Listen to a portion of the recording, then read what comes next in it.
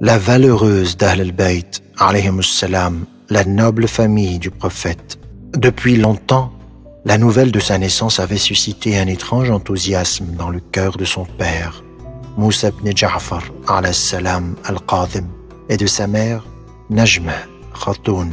On lui a donné le nom de la noble mère d'Ahl al-Bayt, alayhissalam, Fatima, et devint plus tard connue sous le nom de Fatima al-Ma'souma, alayhissalam. Les valeurs de Dame Fatima al-Ma'souma, alayhissalam.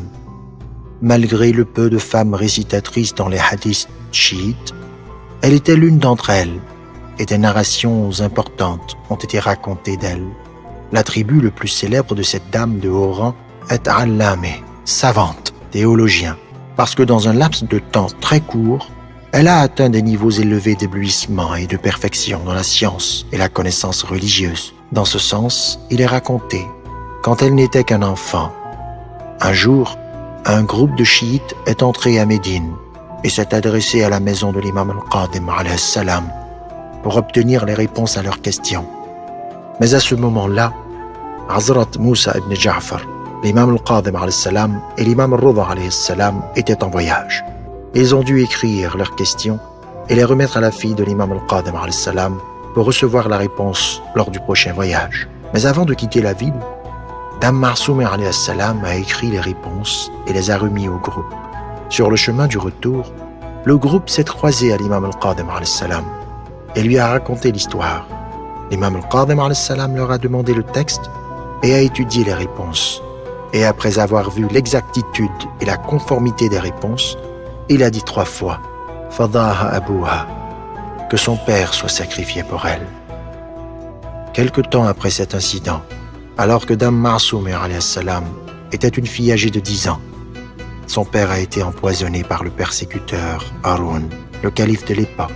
Et là, son frère Rida alayhi salam, qui avait 35 ans, a pris soin d'elle et de son éducation. La mort de Dame Ma'souma alayhi salam.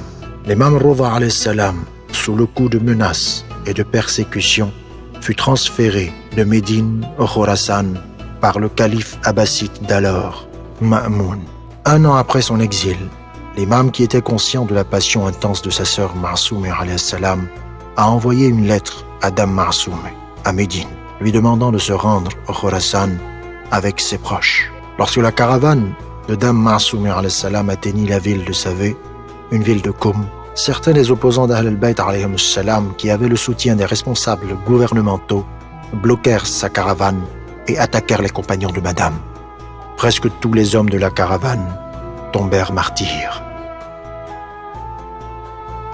Cet incident a causé tant de chagrin sur l'esprit de la fille de Moussa ibn Ja'far alayhi salam qu'elle est tombée malade et n'a pas pu continuer son voyage vers Khorasan jusqu'à ce qu'elle dise aux survivants « Emmenez-moi à la ville de Koum, parce que j'ai entendu mon père dire « Koum est une ville sûre et le refuge de nos chiites compagnons. » Elle a survécu 17 jours à Koum, passant ce temps en prière et supplication. Et finalement, elle est morte à l'âge de 28 ans, le 2 du mois de Rabi' al-Thani de l'an 201, loin de chez elle, avant qu'elle ne puisse voir son frère. Il est rapporté aussi que probablement, suite aux affrontements avec les mercenaires du calife, elle fut assassinée martyre par intoxication. Le pèlerinage de Dame Ma'souma alayhi salam. L'imam Rida alayhi salam a dit « Quiconque se rend sur la tombe de Ma'souma alayhi salam à Koum est comme celui qui aurait rendu visite à ma tombe. » Et selon les récits des membres de la famille infaillible alayhim salam, elle est parmi les gens qui ont la possibilité d'intercession.